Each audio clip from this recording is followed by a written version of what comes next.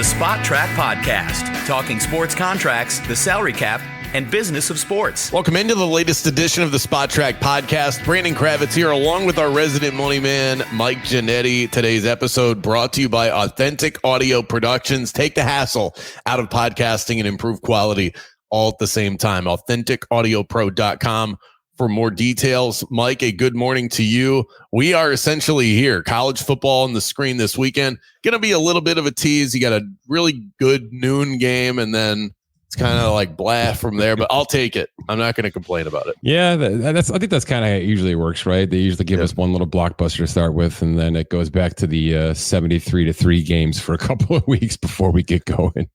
But that's how starved we are for football. You just called FSU Georgia Tech a blockbuster. Yeah. Well, I think there's at least some history there, but yeah, I don't expect too much out of the first couple of weeks. I'll be gambling though, if that makes you feel better. For sure. Do you care to share any leans? Have you figured out where you're at on this one yet? Absolutely not. In fact, I might even wait till halftime on a lot of the games, something I like to do quite a bit with sports. Yeah, I think that's the smart way to go. FSU feels like the right side, but I think taking them live is probably the way to go. This is a whole new unit, so it might take them a minute to get going. So this came down early this morning, so we're going to start here. The Falcons making more moves. A.J. Terrell, the 16th overall pick in the 2020 draft, has locked in a reported 4-year, $81 million contract, and the Falcons just keep on spending. So I would say, have you had time to digest this? But I've been on your Twitter account, and the clear answer is yes. You've got a lot of good info on this, so please share. Yeah, it's right about where we thought this was going to be. This is a guy that's been a little bit up and down, kind of a roller coaster. There was a moment maybe 18 months ago where this extension probably isn't in the spotlight. And the Falcons were Desmond Rittered at that point too. So I think the whole team was sort of weird, but this is a new dawning day in Atlanta. They're minus odds to win this division, as we discussed last week, and they have bolstered the defense kind of from every channel now. This is extension, draft, free agency, and trade, all being focused on the defensive side of the ball. And Kirk Cousins and Michael Penix as well. So from a ranking standpoint, the rush to show the average salary got pushed out there quickly. I don't go that route, as you know. The percentage of cap that this sucker sits at puts him at 7th, which is perfect. That's exactly where this should be. Easily in the top 10, but not really at the top of the market. This does move the envelope quite a bit, though, for your Derek Stingley Jr.'s, your Patrick Surtains, your Sauce Gardner, who will be extension eligible after this year. So this is a market that has been sort of flatlined since Jair Alexander signed, and even that contract got stale pretty quickly in Green Bay. If there were all the sorts of trade rumors and some turmoil in Green Bay with him. So we needed a little bit of a bolster. This, again, isn't the full top of the market bolster, but it's a good shot in the arm for what I think is going to be maybe a big offseason in 2025 for this position. Yeah, the position is growing in importance with the prominence of the passing game, quarterbacks, wide receivers, left tackles protecting the quarterback, edge rushers getting after the quarterback, and then these cornerbacks are the next on the list because they're the ones that are stopping the high frequency of these successful passing attacks. Looking at what the Falcons have been doing, I think what they're showing you is that they've been nailing their draft picks. At least they think so. And I think what we're seeing what the Falcons do is probably what a lot of teams do is when they feel like they've gone a couple of years where they're hitting on their picks, that's when they start to go all in. Do you get the sense that Atlanta is kind of telling us here, we feel really good about the selections we've made, especially early in drafts over the last couple of seasons? Yeah, no question. They've been an extension heavy team for a while, especially on the offensive line. They nailed a bunch of moves, both from free agency and the draft there, and they are spending loads and loads of money on a spot where everybody should be spending loads and loads of money. I guess the only thing I'll say, and this is sort of, I don't know, it's not mean, but I'm a little worried about the Cousins and the Penix situation. And it's kind of coming to focus more and more with this Justin Fields, Russell Wilson dilemma that Pittsburgh forced upon themselves.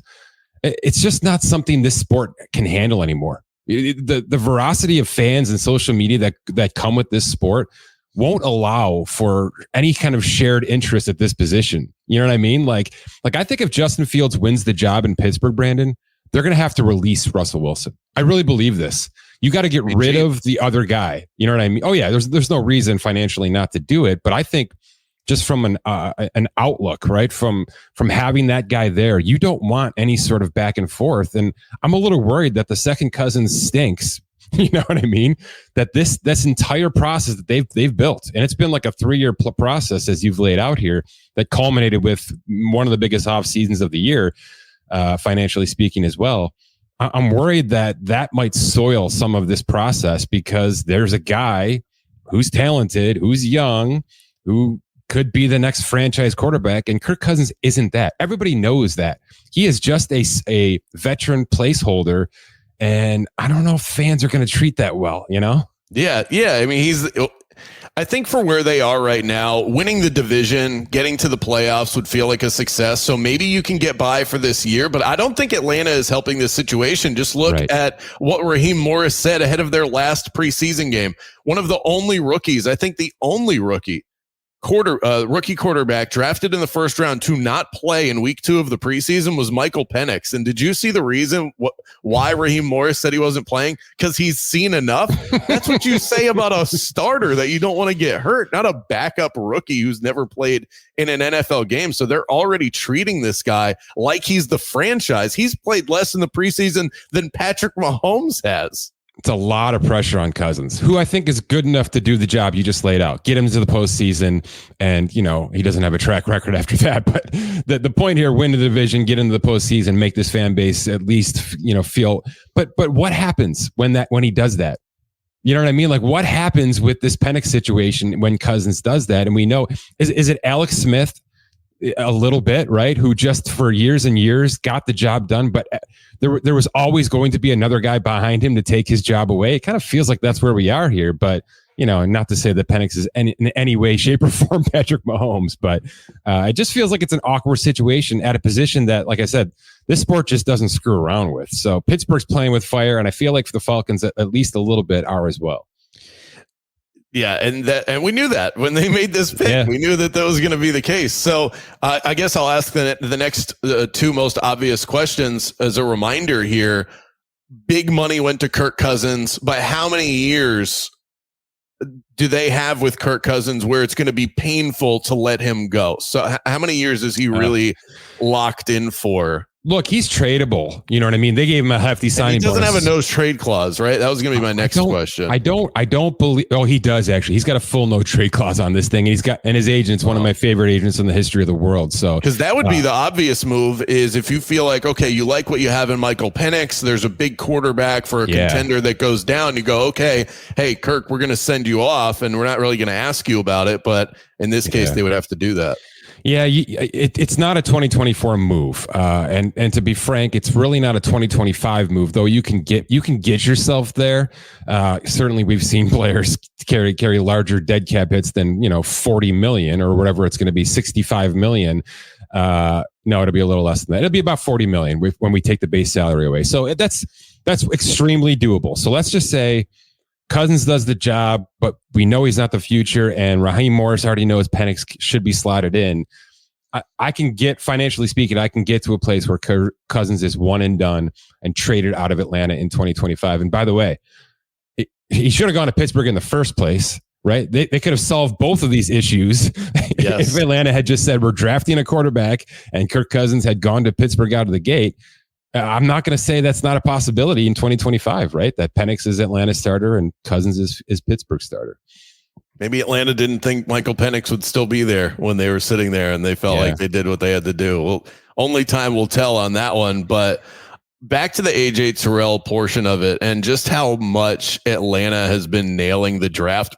Really, if you think about it, over the last couple of years, if they could get this Kyle Pitts thing to work out, It hasn't yet. The book is not closed on him. Drake London looks like he's a stud. He just needs a good quarterback. Kyle Pitts has his own problems. I don't think his issues have been solely on the back of Marcus Mariota or Desmond Ridder. But outside of that, they've been nailing all of these picks. And you go back to 2020, AJ Terrell was the third cornerback that was drafted in that draft. CJ Henderson and Jeff Okudah were the first 2 DBs taken in that draft class. They're both on their third team already. and oddly enough, both on the Houston Texans. So Atlanta nailed this one, or they lucked into it, and having AJ Terrell there as the third guy. Yeah, there's no question that this has been the process, right? Is to do as much as you can through the draft, because when you're a bad team, that's just the best value approach. But you're right. The spending spree that they've been going on from every avenue tells us all we need to know, that they are no longer a kids team trying to just build, acquire draft picks and see what they have. They are ready to grow up a little bit here. One more thing on the Cousins situation, because you mentioned the weapons, you mentioned London and Pitts, and I'll throw Bijan in that conversation as well, because it is feels like they season. Hit on him too. Right. But all three feel like wasted talent right now to some degree, because of what we've just gone through with this offense for the past year or two or three in Pitt's case. That's a big part of Kirk Cousins being on this team, even if it's just for 1 year, is we got to make sure all three of these guys are legitimate, because they're all going to be top of the market guys if they hit their strides, right? If they peak, and it might all happen this year, right? Bijan's not going to be extension eligible. London will be. Pitts already is. So you got to work out a situation where if you're going to keep these guys long term, you can stagger it, you can put it on your own standards. But I think that's a big part of Kirk Cousins coming in is elevating those players to at least the status where you know what you have. Then you can hand the keys off to Penix if that's the route. Interesting. So Atlanta in some ways is building to prepare themselves to be the next San Francisco 49ers, where when they're ready, like Kirk Cousins awakens the offense, and then they move off of that hefty contract. They get the final rookie years of Michael Penix, and hopefully they have this full, well-paid machine that's around him. It's kind of the Chiefs, right? It is the Chiefs. It is that Alex Smith handoff to an Andy Reid structured roster that was ready to go. And again, I'm not comparing that at all. That's not apples for apples, but I think that's the mindset is kind of, build the entire car and then eventually put a driver in it. You know what I mean? So it feels like that's the right way to go. The driver a little early is all. Yeah. He's ready. Another guy that's ready, according to Sean Payton, is Bo Nix, officially named the starting quarterback for the Denver Broncos. But even as a first-round pick, he is not the highest-paid quarterback on the roster. So before we get into the actual Knicks decision, I would like you to remind folks just how much more Russell Wilson is owed per the terms of his deal than what the other guys on this roster, notably the starting quarterback, is making. Yeah, I always feel dirty doing this, but it's just one of those unique situations you have to keep coming back to, right? I mean, Bo Nix, even with the signing bonus, is making a little over $11 million this year, and that's the signing bonus is the bulk of that. As a mid-round, first-round pick, a fully guaranteed 4-year contract here. So Jarrett Stidham's going to get 6, I think. I don't think he's a trade candidate, but he might be, and I think Zach Wilson is just sort of hanging on a guaranteed 2.7. Here's the thing, like all of the numbers I'm about to tell you here are fully guaranteed. So Denver has not limped into this process at all, right? Zach Wilson, guaranteed 2.7. Jarrett Stidham, guaranteed 6. Bo Nix, a guaranteed 11.1. And of course, Russell Wilson, it's actually $39 million, but we're assuming he's going to make the 1.2 from Pittsburgh, which brings it down to about $37.8 million with offset language. But that's it. I mean, there's 4 quarterbacks. I think, Denver only wants Bo Nix right now, if I had to be guessing out loud, but they're going to be paying upwards of $60 million unless something drastic happens over the next couple of weeks with one of these back end guys.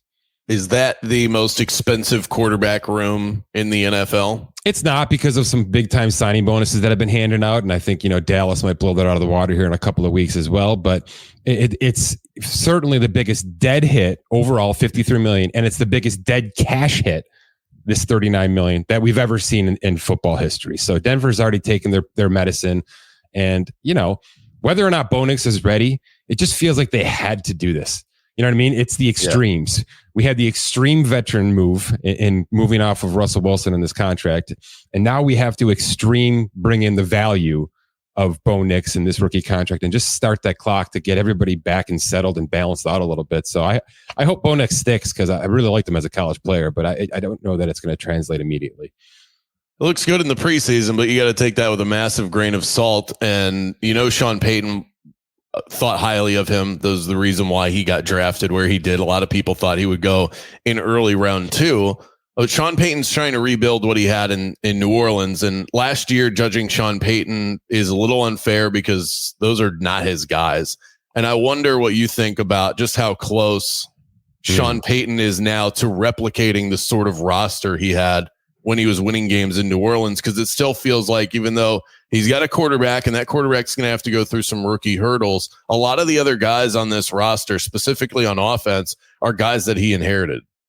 Yeah, I don't think this roster is close at all. I mean, we're forgetting because it's been 5 months, but we're forgetting just how much they gutted this thing with trades and with releases. And, this is a semblance of what we remember 2-3 years ago. And that's probably on purpose. But to think that Bo Nix and this roster is going to go out and win 11 games is incorrect. It's just wrong. You know what I mean? I imagine the over under is what? 5.5, 5, 6, somewhere around there, Brandon. I haven't done that kind of research yet, but this is not a winning roster, and it's not a good situation for Bo Nix to be stepping into from that regard either. So Peyton's going to have to treat this delicately. The whole front office is going to have to be on board with this, because this is the year before the year, easily. And Peyton's going to need next March to really start to bring in the right pieces, whether that's via draft, via trade, and certainly via free agency. Russell Wilson's $30 million plus dead cap hit next year isn't going to help that process either. But you can see that this is not a singular year, right? They're going to have to go 2-3 years on this. I don't know. Does Peyton have that in him? Do the Broncos have a leash long enough for Sean Payton to keep this whole thing together long enough? And by the way, if it's going to take 3 years to fully, remodel this roster, and it shouldn't take that long, but now you're talking about extension eligibility for Bo Nix. You know what I mean? And by that time, he might be Zach Wilson all over again. So it's a really tough situation that they're walking into. And certainly for Bo Nix, he's going to be behind the 8 ball to start his career. I can't believe you just Zach Wilson's Bo Nix. I mean, they're playing with each other right now, right? It just seems fair. But you're right about the Vegas projection for the Denver Broncos. Right now, only the New England Patriots have a lower win total over under than the Broncos do. The Patriots are at 4.5, and you are dead on with the Broncos at 5.5. So if you want to go ahead and bet the under now, you could take that. I got to go find a horse race. So in terms of the let's look at the free agents. So we're about 5 days away from rosters being cut down to 53 men. Just how crucial is this in terms of the final preseason game? Do you think that you're seeing actual decisions made at the end of these rosters, or are all of these decisions pretty much made and good for the head coach out there prior to them getting to that third preseason game? I mean, the Cowboys still need a running back, because there's no way that Zeke Elliott is the 17-week running back for that team. So I am drafting Rico Dowdle everywhere. Good for you. You'll get him for 4 weeks before he gets hurt. Look, yes, there's decisions to be made. It's the fourth wide receiver. It's the third running back. I've seen some returners that feel like they're on the roster bubble. So I do feel like teams are still trying to feel out and figure out exactly how they're going to handle their return process, because I don't think that teams want to do a lot of sharing in that role this year. You know what I mean? I don't think they want to have WR3s and third cornerbacks and safeties doing that job this year. I think they will take a minimum veteran salary to bring in an exclusive returner, and there's some jobs still to be won there. But I don't think, for the most part, teams are taking this final week of preseason too seriously. It's more about who's going to make the practice squad and who's not, and that's kind of how things roll. We're always surprised at the veterans that get cut going into an offseason. We don't expect anything in terms of a big name that's maybe overpaid, over the hill. Do you expect any sort of surprise for players that don't make teams? I don't think so. We've seen some veteran releases already. I don't expect there to be some massive, release. Although I guess, maybe I put the cart before the horse. I could see Russell falling off the Pittsburgh Steelers here. There you go. That's a big one. We saw Juju Smith-Schuster, I think right now has been the biggest name that's been lopped off. How about the fact that nobody's even thought about a veteran minimum contract for him? Like, is he just falling off the face of the earth? That's wild, right? And you've got some names here as well: Michael Thomas, Dalvin Cook. I don't expect those guys to have jobs until there's some sort of in-season injury. Those are guys that definitely didn't want to go through the training camp process either. You can tell that. You got a name here, though, that I've heard quite a bit locally here, Brandon. Ryan Tannehill. Mitch Trubisky was the backup quarterback for Josh Allen. He's going to be out for a bunch of weeks here. He messed himself up in this final preseason game for him.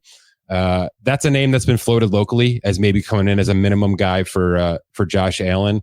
I don't know if Tannehill wants to play football, so we'll have to see. But that's probably an enticing enough situation for him to at least consider it. But that's one we could see here down the stretch, maybe as a very late week 1 roster move, maybe even after week 1, so that it's not a fully guaranteed contract, by the way. And then we'll go from there.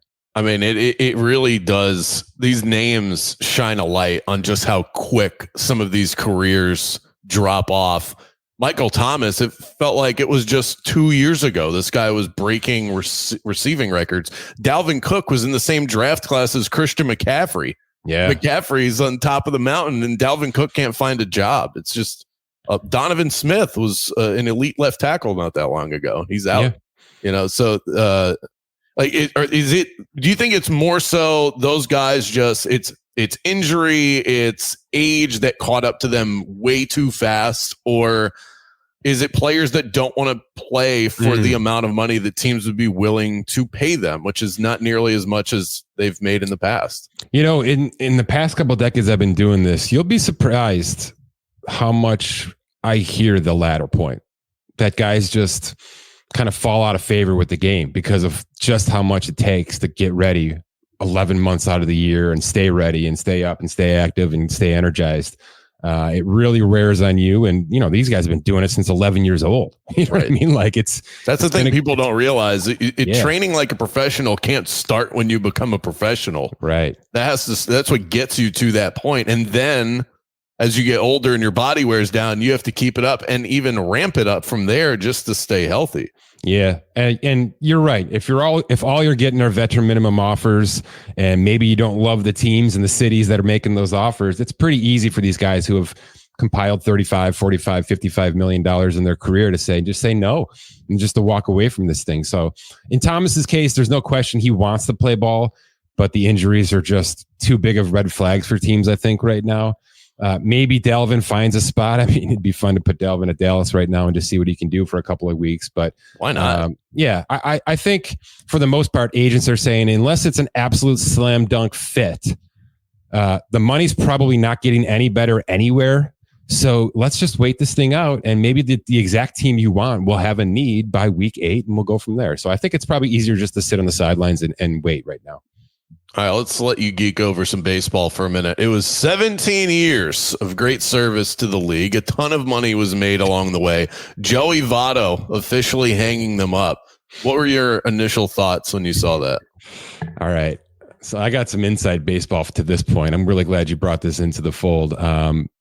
So the Toronto Blue Jays farm team is the Buffalo Bisons. And I have gone to quite a handful of games this year because my kids are all really into it. It's a really fun hang. That's awesome. I've had the chance to see Joey Votto, and I've had the chance to see Joey Votto retire. My wife had absolutely no connection, right? No idea who this guy was until I told her, hey, this guy might be a future Hall of Famer. And she said, a Buffalo Hall of Famer?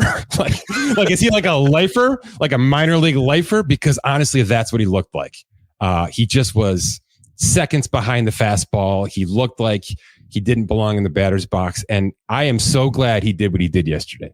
He pulled up to the ballpark and said, this ain't it. I don't want to be doing this stuff anymore, because he knows he's one of the best hitters in the history of this game. And he knows. So just cheers to him for giving this a shot. This was his hometown team, Toronto. He was trying to finish off with a bang.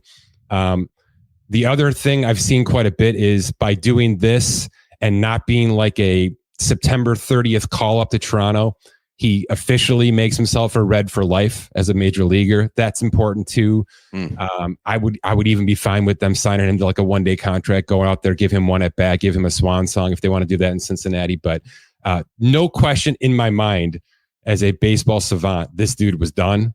He knows it. And now we're at this point. So yeah, $250 million earned over his career. He's fine. The next question. That went a long way, by the way, when the Buffalo restaurant scene, I can tell you that. And good for, and you mean like some servers over there or raking in some extra money?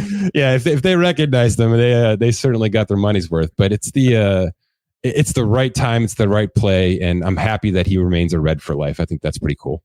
All right, so we've learned that Joey Votto is a Hall of Fame tipper, but is he a Hall of Famer? 2010 NL MVP, 6-time All-Star, over 2,000 hits. He led the league in on-base percentage 7 times, and there are very few iconic names that have done that more often than Votto has. It feels pretty obvious, but whenever a guy retires, you have to ask the question. I still think it's 50-50. He's an all-timer baseball dude. You know what I mean? I think he's going to be great in TV. I don't know if you've seen him do interviews and stuff. He's very entertaining. He's a superstar. He's a superstar in that regards. And that's going to help because the media, you can tell that the media has sort of engaged and latched on to him a little bit. And that will help with some of the voting process, I think. I just don't know if the overall resume is enough. You know what I mean? It's such a home run, power-driven league right now that you put this guy's numbers up there against, I don't know, whoever else is going to be there in 5 years, and it just may not look like enough. I grew up with this kind of baseball, so this is my kind of guy. So for me, it's a yes, but I don't know that he's going to stack up when we get down to, pound for pound where the rest of the league is sort of gone. This is the one that pushes it over the top. I mentioned on-base percentage. The only players to lead the league more often in on-base percentage than Joey Votto, Ted Williams, Barry Bonds, Babe Ruth, Roger Hornsby. That's the whole list. It's just a bunch of cheaters, though. Don't do Babe like that. Hey, we don't know what Babe was into. Yeah. Oh, man. Let's get to our quick hits and wrap today's episode of Bengals Superfan made Jamar Chase an offer that he's going to have a tough time turning down, a 2012 Buick LaCrosse if he were to sign a long-term deal with the team. Are you surprised? Do you think that pushes it over the top? Do you think the Buick LaCrosse, 2012 Buick LaCrosse on top of it, do you think that's oh my God. Gets it for free? Only if Chad Ochocinco is the one driving the car to his house and dropping it off, right? We got to bring this whole thing full circle because the rumor mill surrounding Jamar Chase and I think all the antics that have come with this extension are they're just undefeated. It's just like nothing else. So I'm just gonna punt and say yes, he's going to sign this deal. I really think he's going to sign this deal. There's going to be a world where the Bengals decide we've already done T. Higgins dirty enough. He's agreed to our terminology and our process. We can't do this with the same position 2 times in the same year, right? We got to do Chase and get this done. So they're going to fold. They're going to break their tradition of being extremely rigid with their structure, and they're going to give this guy the contract he deserves. And that's going to put more and more onus on Dallas to get something done with CeeDee Lamb because Chase is going to be up in that Justin Jefferson conversation. And I'm seeing more and more optimism around Brandon Ayuk with the 49ers. Those are the reports this morning that there's a 4-year extension sitting on his table right now. Also, reports out of Dallas saying things are progressing forward. What's your confidence level? Scale of 1 to 10. We'll just slam those two together, Lamb and Ayuk, that we get a pre-week 1 new deal for both of these guys. Chase, yes. Lamb, yes. Ayuk, no. And I'll back it up with this. I drafted Ricky Pearsall yesterday in a dynasty draft. I'm ready for his 2025 breakout season. So okay, I'm holding to my take, man. They want him on 1 for 14, and then they want to move on. And I really think that's how this thing plays out. But if they got to pay this guy to keep him around for 2024, good for them because they should be paying big players like this. They're one of the biggest teams over the past half a decade or so, and they should be rewarding players left and right. I'm going to ask the self-serving follow-up question, but were you an early 2nd round pick on Ricky Pearsall in Dynasty? That feels like his range. That's exactly what I did. I did, I forget my first pick now. Probably one of those stud wide receivers. Roma Dunze. No, I just missed him. It went Caleb Williams and Roma Dunze right in front of me. Oh, no, I went Bowers. I went Brock Bowers. Okay. Because I just, it was Brian Thomas and Bowers and Worthy. And I just thought I would take the best tight end off the board and move to a lower wide receiver tier after that. So that's what I ended up with. Yeah. Bowers probably going to slide up the ranks quite a bit in a year. This is non-financial related, but I really want to get your take on this. A flag football player by the name of Daryl Doucette came out and said that he was better than Patrick Mahomes. Do with that what you will, but this is presumably in a way to defend his sport. He's a flag football player. Patrick Mahomes is not.